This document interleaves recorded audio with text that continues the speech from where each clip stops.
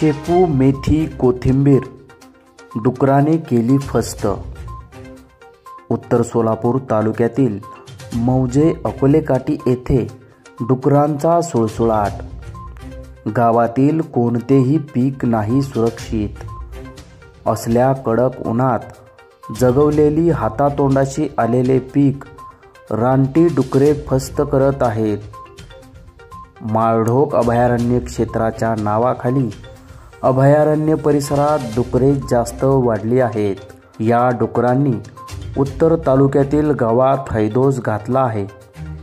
सध्या उन्हाळ्याची दिवसे आहेत. पिकांना पाण्याची कमतरता पडते आहे. त्यात वरून डुकरांची नासधूस. यामुळे अकोले काठीतील शेतकरी दुहेरी संकटात सापडला आहे. वन विभागाने यावर तात्काळ उपाययोजना करणे गरजेचे आहे. अकोले काठीतील शेतकरी आसिफ शेख यांचे मोठ्या प्रमाणात नुकसान केल्याचे दिसून आले आहे.